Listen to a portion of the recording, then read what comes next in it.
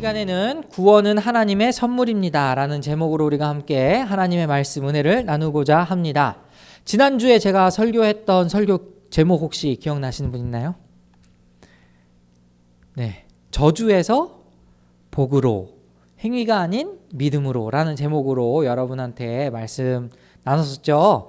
네, 그래서 우리가 이스라엘, 이 유대 민족의 역사를 살펴봤을 때 그들 역시 저주 아래, 율법으로 따지면 저주 아래 있었고, 그 저주를 예수님이 십자가에서 다 해결해 주셨고, 또 아브라함에게 약속하셨던 그 복을 예수 그리스도를 통해서 우리 모든 인류에게 나누어 주셨다라는 말씀 혹시 기억나시나요? 이 모든 복을 받기 위해서 우리가 어떻게 해야 된다 그랬죠? 믿어야 된다라고 말씀드렸습니다. 우리가 어떤 행위를 통해서 복을 받는 것이 아니라, 율법을 지키는 것을 통해서 복을 받는 것이 아니라 믿음을 통해서 이 모든 복을 누린다라고 말씀을 드렸어요. 자, 그런데 제가 지난주에 그걸 설명을 하면서 우리가 믿기 전과 믿은 후에 우리의 상태를 핸드폰에 빗대어서 설명을 해드렸는데 기억나시나요? 스마트폰에 빗대어서. 네, 우리가 핸드폰이라고 한다면 통신망이 연결이 됐을 때와 안 됐을 때를 상상을 했을 때, 이 통신망이 연결이 안 되면 제 기능을 할 수가 없겠죠, 핸드폰이. 그죠? 네, 이거 쓸 수 있는 폰이야? 했을 때 이거 죽은 폰이야. 제가 말씀드렸잖아요. 우리도 마치 그런 상태라고, 하나님과 연결이 되어 있지 않으면 우리도 그냥 죽은 상태다라는 말씀을 드린 적이 있었습니다. 오늘 본문의 첫 번째 구절을 이해하려면 지난주에 이 설명이 도움이 될 것 같아서 제가 잠깐 말씀을 드린 거예요. 오늘 본문의 1절 한번 보실까요? 1절 보시면, 여러분도 전에는 허물과 죄로 죽었던 사람들입니다. 이렇게 되어 있어요. 자, 어떤 사람이 죽은 사람입니까? 여러분 중에 죽은 사람 손 들어보세요. 없죠? 자, 그런데 그 성경에서 죽었던 사람이래요. 예수님을 믿기 전의 상태를 죽었던 상태라고 표현을 합니다. 그럼 도대체 이 죽었다라는 표현이 무슨 표현일까를 여러분이 이해하는 것이 굉장히 중요합니다. 창세기로 한번 우리가 돌아가서 생각을 해보겠습니다. 여러분, 그 창세기에 보시면은 에덴 동산에서 아담과 하와가 선악과를 따먹는 장면 생각나시죠? 네. 근데 그때 그 선악과를 하나님께서 동산 중앙에 놓으시고 아담과 하와에게 요구하신 게 있었어요. 우리 2장 16절과 17절을 한번 보겠습니다. 여기서 하나님이 말씀하신 거예요. 주 하나님이 사람에게 명령하셨다. 동산에 있는 모든 나무의 열매는 내가 먹고 싶은 대로 먹어라. 그러나 선과 악을 알게 하는 나무의 열매만은 먹어서는 안 된다. 그것을 먹는 날에는 너는 반드시 죽는다 라고 말씀하셨어요. 자, 그럼 이제 여러분에게 질문을 던지겠습니다. 아담과 하와가 선악과를 따먹고 죽었게요, 안 죽었게요? 죽었어요, 안 죽었어요? 안 죽었어요? 죽었어요? 자, 이렇게 말하면 헷갈리죠? 죽었어요, 안 죽었어요? 나중에 죽습니다. 네, 나중에 죽죠. 근데 제가 지난주에도 구원을 관계라는 측면에서, 하나님의 임재라는 측면에서 설명했던 거 생각나시나요? 그러니까 지금 우리가 구원을 받았다라는 것은 그냥 죽어서 천국 간다, 그런 이미지로 더 이상 생각을 하지 마시고, 구원을 받았다라는 게 하나님과 관계가 회복됐다라는 차원으로 한번 다시 생각을 해보자, 이런 얘기 한 적 있죠? 기억나시나요? 요즘은요, 이 세상이 너무 즐거워. 그죠? 세희야, 좀 사는 거 재밌지 않아? 저는 세희 삶을 보면 정말 재밌는 것 같아요. 재밌게 잘 사는 것 같아. 근데 세상 사람들, 그냥 교회 다니는 사람뿐만 아니고 그냥 세상 사는 모든 사람들이 다 즐겁고 행복하게 사는 것처럼 보입니다. 인스타만 봐도 그렇고요. 천국 가고 싶겠어요? 예? 오히려 지금 이 땅이 더 즐겁다고 생각하는 사람이 많은 것 같아. 옛날에는요, 정말 우리가 아까 우리 잠깐 기도했었지만 6.25 전쟁 이후에 너무 먹고 살기 힘들고 그리고 정말 아무것도 없었을 당시에는 그냥 천국 가는 게 유일한 소망이었던 때가 있었습니다. 그때는 예수님 믿고 천국 가십시오, 이 말이 굉장히 매력적으로 들렸지만 지금 이 시대에는 예수님 믿고 천국 가십시오라고 하면 지금이 더 좋은데 뭐 하러 내가 천국 가냐, 이런 말이 당장에도 나올 것 같다, 이 말이죠. 자, 그런 의미에서 하나님께서 우리에게 베푸신 구원이 뭐냐라고 했을 때에 저는 관계를 회복시켜 주셨다, 이렇게 말을 하고 싶어요. 그전에는 하나님과 전혀 관계없는 삶을 살았다면 구원을 받은 이후의 삶은 이제 하나님과 관계를 맺은 삶으로 변화되었다, 이 말입니다. 그래서 당신은 예수님을 믿습니까? 이 질문을 뒤집어서 얘기하면 뭐라고 했죠? 당신의 삶이 예수님과 관계가 있습니까? 지금 예수님이 당신의 삶에 영향력을 미치고 계십니까? 이것과 똑같은 질문이다라고 말씀드렸어요. 만약에 예수님이 여러분의 삶에 아무런 영향이 없다면, 만약에 여러분이 예수님을 믿는다라고 이야기하면서 예수님의 어떤 그 흔적이 여러분의 삶에 아무것도 없다면 그건 결국에는 구원받지 못했다라는 증거라는 거죠. 자, 그러면은 이 죽었다라는 의미, 아담이 과연 살았을까 죽었을까? 물론 아담이 나중에는 죽었지만 하나님이 선악과를 따먹으면 죽는다고 했잖아요. 근데 따먹고 나서 죽었어요, 안 죽었어요? 따먹고 나서 안 죽었죠. 그럼 하나님 거짓말한 거예요? 하나님 거짓말 하실 수 없잖아요.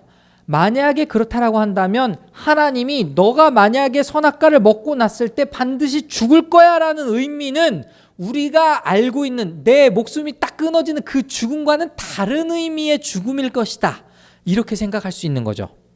이해하시겠습니까? 그죠? 성경에서 분명히 죽을 것이다 라고 했지만 실제로 내 목숨이 끊어진 건 아니에요. 근데 뭔가가 죽었어요. 그게 바로 무엇이냐? 하나님의 관계가 단절되었다.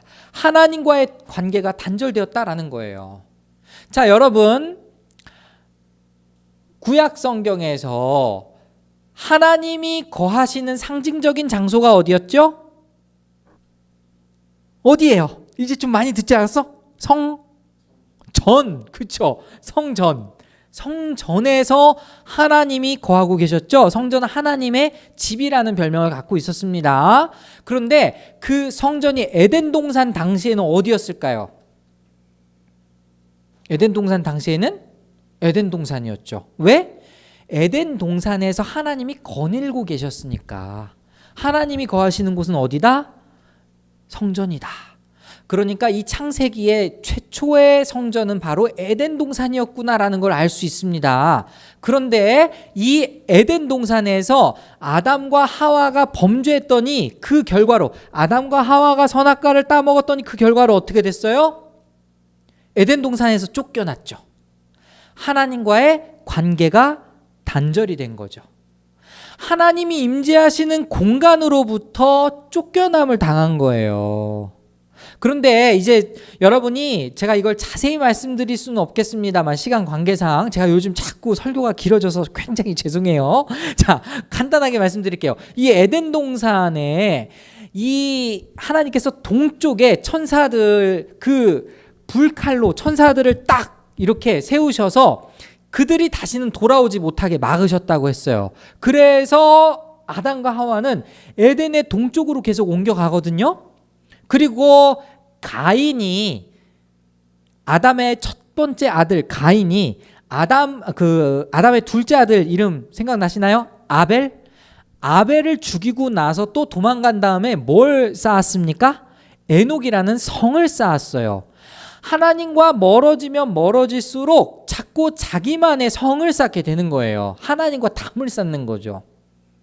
그리고 이 에덴 동산을 중심으로 점점 더 동쪽으로 갑니다. 언제까지? 창세기 11장에 가면은 점점 동쪽으로 가다가 시날 평지라는 곳을 만나요. 그래서 거기에서 무엇을 짓게 됩니까? 바벨탑을 쌓게 돼요. 근데 이 바벨탑이라는 게 또 굉장히 흥미롭습니다. 우리는 바벨탑을 생각하면 막 그 불국사에 있는 석탑들 뭐 이런 걸 생각하기 쉽지만 사실 그때 당시에 탑을 쌓았다라는 것은 하나의 신전과도 같은 모습의 그 지구라트라고 부르거든요. 그게 뭐냐면은 이 신전, 신을 모시는 그런 집이에요. 거기는 이렇게 계단 구조로 되어 있습니다. 그러니까 바벨탑을 높이 쌓는다는 것은 내가 이 신전을 아주 높이 쌓아서 직접 하나님께 탁했다, 이런 의미를 가지고 있어요. 내가 하나님처럼 되겠다. 혹은 그 신전에서 이방신을 섬기는 사람들도 어떤 일을 행했느냐, 이방신에게 제물을 바치고 그 이방신이 나에게 복을 주기를 바랬죠. 뭐 세상 어디에나 공통된 그 신앙의 모습인 것 같아요. 바벨탑을 쌓았다라는 것은 뭐냐면 인간의 방식대로 복을 받기 위해서 이 바벨탑이라는 건축물에서 하나님께 복을 뜯어내려고 만든 건축물이다 이거죠. 하나님의 뜻과 완전히 멀어진 그런 모습이었습니다. 하나님과 분리되면 분리될수록, 하나님과 관계가 떨어지고 멀어지면 멀어질수록 사람은 자꾸 자기들만의 신을 만들든지 아니면 자기가 하나님이 되든지 하는 그 욕망으로 계속해서 뭔가를 만들어내는 거죠. 자, 그럼 이제 말씀으로 돌아와서 죽은 상태가 어떤 상태다? 하나님과 관계가 단절된 상태다. 단절된 상태에는 우리가 무엇을 하느냐? 계속 하나님이 기뻐하지 않는 행동들만 하게 되는 것이죠. 그러니까 에베소서 2장 1절에서 우리가 죽었었다라고 얘기했잖아요. 2절과 3절을 이제 한번 보실까요? 그 결과로 어떤 일을 행하느냐? 그때 여러분은 허물과 죄 가운데서 이 세상의 풍조를 따라 살고 공중의 권세를 잡은 통치자, 곧 지금 불순종의 자식들 가운데서 작용하는 영을 따라 살았습니다.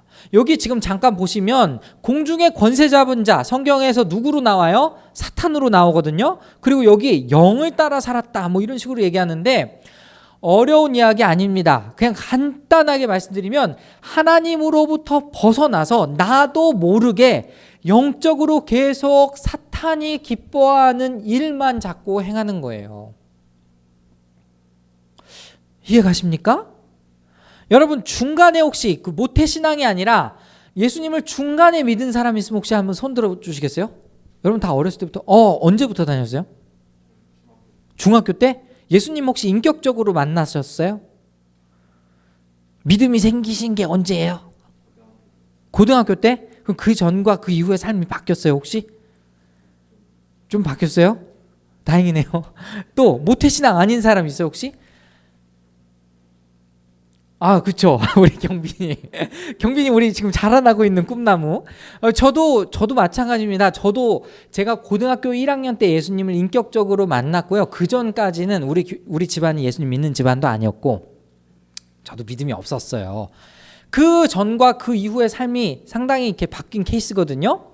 근데 이제 모태신앙이었던 사람은 이거를 분간하기가 사실 쉽지가 않아요. 내가 언제부터 믿었는지도 사실 잘 모르겠고 그냥 엄마 아빠가 시킨 대로 그냥 믿어왔더니 그게 신앙생활 잘하고 있는 거래. 근데 나는 정작 예수님이 누군지 잘 모르겠고 막 이렇게 헷갈릴 때가 있는데 여러분 그렇든 저렇든 상관이 없이 모태신앙이었든 아니었든 상관이 없이 예수님이 여러분의 삶에 영향을 미치지 않았던 상태가 바로 죽었던 상태입니다. 제가 오늘 여러분에게 전한 말씀에 의하면 그렇죠? 그러니까 여러분이 모태신앙이다 하더라도 신앙이 없었을 때를 한번 생각을 해보신다면 지금 2절에 있는 이 말씀 곧 공중의 권세 잡은 자가 기뻐하는 그리고 불순종의 자식들 가운데서 작용한 영을 따라 살았다라는 그 메시지는 뭐냐면은 단순히 말해서 하나님이 기뻐하시지 않는 삶을 살았다라는 거예요. 이어서 3절 한번 또 보실까요? 3절은 같이 읽어보겠습니다. 시작. 우리도 모두 전에는 그들 가운데서 육신의 정욕대로 살고 육신과 마음이 원하는 대로 행했으며 나머지 사람들과 마찬가지로 날 때부터 진노의 자식이었습니다.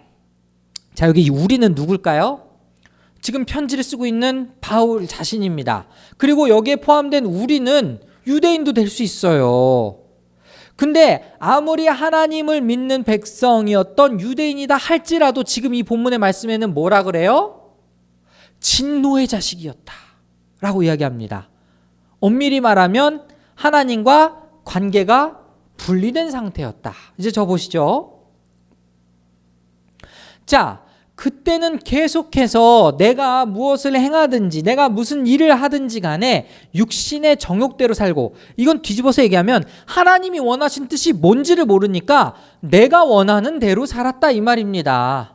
하나님의 뜻과는 상관없이 살아왔다 이겁니다. 이해하시겠어요? 그런데 이때 우리에게 변화가 일어난 거죠. 우리 지난주에 얘기했던 저주가 사라지고 복이 임했던 것처럼 우리에게도 놀라운 변화가 한 가지 일어났습니다. 에베소서 2장 4절부터 한번 보시겠습니다. 그러나 하나님은 자비가 넘치는 분이셔서 우리를 사랑하신 그 사랑으로 말미암아, 그 크신 사랑으로 말미암아 범죄로 죽은 우리를 그리스도와 함께 살려주셨습니다. 여러분은 은혜로 구원을 얻었습니다. 자, 여기까지만 생각해 볼까요? 여러분 죽었다가 살았대요. 자, 이거를 제가 지난주와 이번 주에 계속 누누이 설명해 드렸던 이 관계적인 측면에서 한번 다시 해석을 해볼까요? 죽었다가 살았다는 뜻은 무슨 말이에요? 하나님과 관계 없이 살다가 하나님과 관계를 맺은 사람으로 변화되었다, 이걸 의미하는 거죠. 그렇지 않습니까? 근데 누가 주도했습니까? 다시 말씀 보실까요?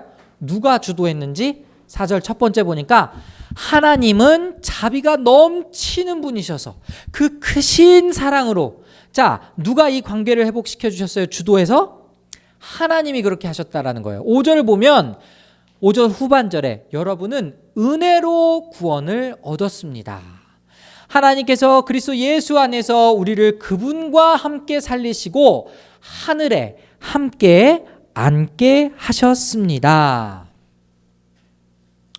자, 여러분, 지금 하나님과 관계가 회복된 데 있어서 여러분이 행한 것이 뭐가 있습니까? 없죠. 여러분이 먼저 하나님에게 호감을 느끼고 하나님을 믿고 싶어서 하나님을 믿었습니까? 아니죠.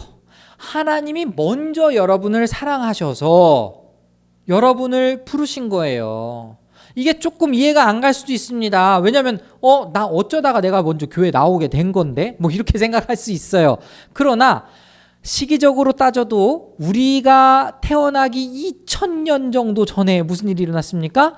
예수님을 통해서 하나님이 자기의 사랑을 확증하시고 나타내셨죠.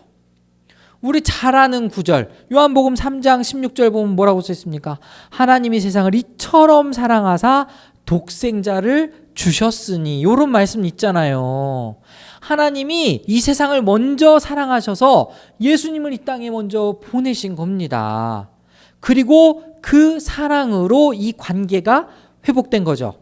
죽었다 살아났다, 관계가 회복됐다 그랬죠. 우리 본문 이후에 에베소서 2장 13절을 미리 한번 살펴볼까요? 에베소서 2장 13절 다 같이 읽어보겠습니다. 시작. 여러분이 전에는 하나님에게서 멀리 떨어져 있었는데 이제는 그리스도 예수 안에서 그분의 피로 하나님께 가까워졌습니다. 이게 가시입니까? 여러분이 먼저 하나님을 사랑하신 게 아니라 하나님이 먼저 여러분을 사랑하셔서 예수님으로 하여금 십자가의 그 모든 죄를 담당하게 하셨고, 그리고 그 예수님을 통해서 여러분과 하나님과의 관계가 회복되게끔 길을 마련해 주셨다라는 거예요. 이 과정 가운데 여러분이 하는 것 하나도 없습니다. 여러분의 행위가 전혀 드러나지 않아요. 이거는 다 하나님의 선물인 거죠. 그래서 우리는 이것을 은혜로 구원을 받았다라고 이야기하는 겁니다. 그래서 이 에베소서에는 두 번에 걸쳐서 이야기를 하고 있어요. 에베소서 4절, 아까 2장 4절에 5절 보시면은, 자, 후반부에 5절 후반부에 뭐라고 써 있어요? 여러분은 은혜로 구원을 얻었습니다. 근데 이게 8절 가면 조금 더 구체적으로 나오죠. 그 다음 구절 보시면 여러분은 믿음을 통하여 은혜로 구원을 얻었습니다. 이것은 여러분에게서 난 것이 아니요 하나님의 선물입니다. 그래서 오늘 설교 제목이 구원은 하나님의 은혜입니다 라는 거예요. 자, 여러분, 구원은 하나님의 선물임을 믿으십니까? 뭐야, 아무도 없어? 다 처음부터 다시 할까요? 자, 구원은 하나님의 선물이라는 것을 여러분 믿으십니까? 뭔가 내가 일을 하고 대가로 받는 것은 삭시되겠지만 내가 아무것도 하지 않았는데 나에게 먼저 주신 것이라면 그것은 선물이 되겠죠. 그렇지 않습니까? 여러분, 이제 모두가 구원을 선물로 받은 거예요. 다시 말하면 하나님과 친해질 수 있는 기회를 하나님이 친히 마련해 주셔서 이제 여러분은 하나님과 친해질 수 있게 된 거예요. 그럼 하나님과 친해진 게 나에게 복인가?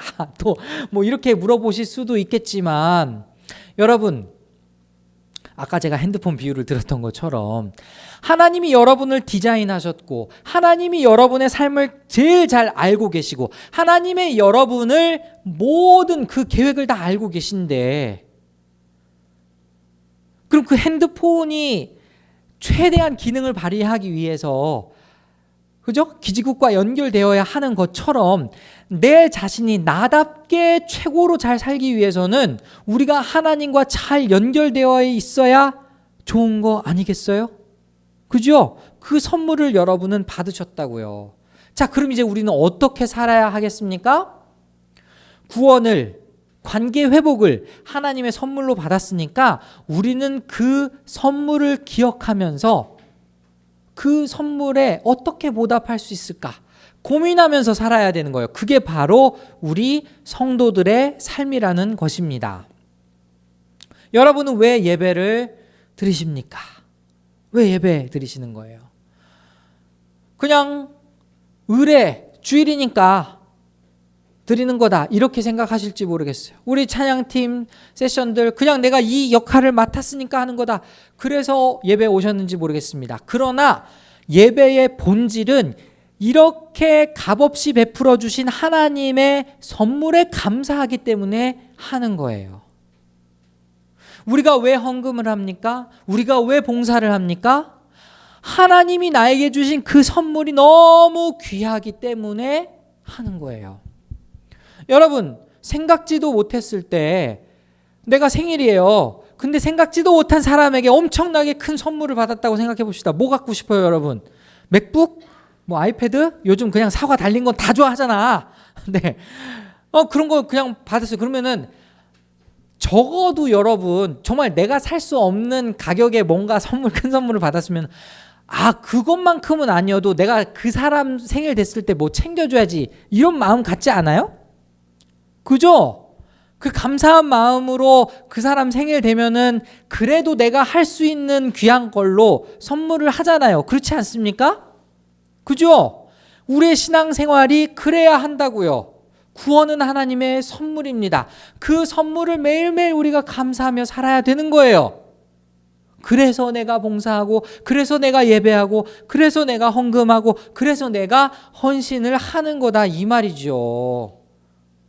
그게 일회성으로 어떻게 끝날 수가 있겠습니까? 절대 끝날 수가 없습니다. 왜냐? 사람이 노력해서는 받을 수 없는 선물을 우리가 받았기 때문에. 어떻게 살아야 됩니까? 조금 더 구체적으로 오늘 말씀에 의하면 이제 에베소서 2장 7절부터 한번 보시죠. 하나님의 목적대로 살아야 되는 거예요. 7절 보면 그것은 하면서 나와 있죠. 하나님께서 그리스도 예수 안에서 우리에게 자비로 베풀어 주신 그 은혜가 얼마나 풍성한지를 장차 올 모든 세대에게 드러내 보이시기 위함입니다. 이게 첫 번째입니다. 이제 우리가 앞으로 만나게 될 모든 사람들에게 하나님의 그 은혜가 얼마나 풍성한지, 이 선물이 얼마나 귀한 것인지를 보여줘야 되는 거예요. 내가 하나님과 관계를 맺기 전에는 몰랐는데 하나님과 관계가 회복되고 나니까 내 삶이 이렇게 바뀌었어. 정말 너무 행복하더라. 너무 즐겁고 감사하더라. 그러한 삶을 보인다면 여러분을 보고 예수님을 믿지 않을 사람이 있겠습니까? 없겠죠. 그렇게 우리가 바뀌어야 된다라는 거예요. 그리고 두 번째로 에베소서 2장 10절을 또 보겠습니다. 우리는 하나님의 작품입니다. 선한 일을 하게 하시려고 하나님께서 그리스도 예수 안에서 우리를 만드셨습니다. 하나님께서 이렇게 미리 준비하신 것은 우리가 선한 일을 하며 살아가게 하시려는 것입니다. 자, 우리는 이제 선한 일을 하기 위해서 부르심을 받은 거예요. 그럼 여기 선한 일은 뭘까? 단순히 착한 일일까? 제 설교 많이 들어보신 분은 알겠지만, 그리고 성경을 잘 공부해 보신 분은 알겠지만, 선한 일이라는 건요, 그냥 단순히 착한 일 해야지, 뭐 길 가다 쓰레기 잘 줍고, 그리고 어려움에 처한 사람 도와줘야지, 물론 그게 착한 일, 선한 일의 범주에 들지만, 성경에서 말하는 선한 일이란 하나님이 보시기에 좋았더라 라고 말씀하시는 그 선함을 나타냅니다. 이해하시겠어요? 성경을 살펴보면요, 창세기 우리가 뭐 아까 봤지만은 창세기에도 하나님이 계속해서 세상 만물을 창조하실 때 빛이 있으라라고 말씀하시고, 뭐 물고기도 창조하시고, 그리고 뭐 동물들 창조하시고 이러면서 뭐라고 끝납니까? 하나님이 보시기에 좋았더라. 하나님 보시기에 심히 좋았더라. 하나님의 뜻대로 되어가는 것을 보고 좋았더라라고 말씀하시죠. 그 좋았더라가 바로 여기서 말하는 선입니다. 선하게 선한 일을 행하며 살아야 됩니다. 그 말은 무슨 말이냐? 하나님이 기뻐하신 뜻대로 우리가 살아가야 된다라는 것이죠. 이것은요, 여러분, 우리가 자동적으로 될 수 있도록 해야 돼요. 어떻게 해야 되느냐? 자, 우리 마지막으로 한번 이 구절을 같이 읽어보겠습니다. 갈라디아서 5장 16절과 17절의 말씀입니다. 같이 한번 읽어볼까요? 시작. 내가 또 말합니다. 여러분은 성령께서 인도하여 주신 대로 살아가십시오. 그러면 육체의 욕망을 채우려 하지 않을 것입니다. 육체의 욕망은 성령을 거스르고 성령이 바라시는 것은 육체를 거스릅니다. 이 둘이 서로 적대 관계에 있으므로 여러분은 자기가 원하는 일을 할 수 없게 됩니다. 여러분, 하나님과 관계가 회복되었다는 뜻이 무엇인지 아십니까? 에덴 동산으로 따지면 쫓겨났던 에덴 동산에서 다시 돌아오게 됨을 의미해요. 에덴 동산은 뭐라고 했죠? 두 글자로? 성전이라고 했죠? 자, 오늘날의 성전은 어디입니까? 우리죠. 우리 안에 성령님이 계시니까 우리는 성전이 되었죠? 자, 그럼 이제 우리가 성전답게 살려면 우리 안에 성령께서 기뻐하시는 뜻대로 살아야 이 성전이 제대로 제 기능을 하는 거예요. 그렇지 않습니까? 이 모든 말씀이 연결이 되는 거예요. 내가 주님께서 베풀어 주신 구원의 선물을 감사하면서 사는 것. 어떻게 사는 것? 그 은혜에 보답하며 사는 것이 바로 성령을 쫓아서 사는, 그리고 선을 따라서 선을 행하며 사는 것이다, 이 말입니다. 사랑하는 여러분, 여러분의 삶에 계속해서 예수님이 영향을 미쳐야 돼요. 내가 이 친구를 만났을 때에 내 행실, 내 말투, 이 모든 것들을 주님께서 지켜보고 계신다라고 생각하면 우리가 그 친구에게 상처되는 말을 할 수 있겠습니까? 내가 직장 생활을 하면서 정말 열받는, 나를 화가 나게 하는 그런 직장 동료가 있다고 했을 때 예수님이 내 바로 옆에 계시다라고 생각하면 그거 쉽게 화낼 수 있겠습니까? 그럴 수는 없다라는 거죠. 주변에 어려운 사람을 마주치게 되었을 때, 내 주변에서 힘들고 정말 눈물 흘리고 정말 안타까운 영혼이 있었을 때 예수님이 지금 내 마음속에 계시다면 그 영혼을 가만히 내버려 둘 수 있겠습니까? 그럴 수 없다라는 거예요. 이게 바로 예수님과 관계 맺은 삶입니다. 하나님과 관계가 회복된 삶이고 성령이 우리 안에 계셔서 성전답게 살아가는 삶이다라는 것입니다. 아멘. 여러분, 그렇게 사시기 바랍니다. 오늘 말씀 정리할게요. 여러분이 받은 그 구원을 멀리 두지 마십시오. 천국 간 다음에, 죽은 다음에 내가 천국 가겠지, 그게 아니라 지금 구원은 여러분에게 일어난 사건입니다. 그 구원은 다시 말하면 하나님과의 관계가 회복되었다는 뜻이고, 그 구원은 다시 말하면 이제 여러분이 성전이 되었다라는 의미입니다. 이제 성전으로 사실 때에 여러분의 성령께서, 여러분 안에 있는 성령께서 계속 여러분의 마음을 두드리시면서 야, 너 이렇게 살아야 돼. 너 이거 하면 안 돼. 이거 내가 별로 안 기뻐할 거야. 분명히 하나님이 여러분의 마음속에 계속해서 움직이시는 게 있을 거예요. 그게 바로 관계가 회복됐다는 뜻입니다. 근데 이걸 내버려 두면 어떻게 돼요? 이제 흐려지는 거예요. 나랑 아무리 친한다 하더라도 전화 안 하면, 카톡 안 하면, 메시지 주고 안 받으면 그냥 멀어지는 겁니다. 그래서 우리는 무엇을 해야 됩니까? 그 관계가 계속 유지될 수 있도록 매일매일 하나님의 말씀을 읽고 또 하나님 앞에 기도하는 거예요. 관계를 위해서 사는 거죠. 그럼 모든 것이 해결됩니다. 이게 안 풀려, 저게 안 풀려, 그게 문제가 아니고요. 하나님과의 관계가 온전하지 않으니까 그 모든 것이 해결이 안 되는 거라고 여러분 한번 생각해 보시면 어떨까요? 여러분, 구원은 하나님의 선물입니다. 이 선물에 감사하며 그것에 반응하며 오늘도 그 하나님과 관계를 맺으며 살 때에 여러분이 진짜로 하나님이 디자인하신 그 삶을 경험하게 되실 줄 믿습니다. 이 말씀 기억하면서 우리 정말 하나님 앞에 새 성전으로 매일매일을 새롭게 관계를 맺으며 살아갈 수 있기를 간절히 소원합니다.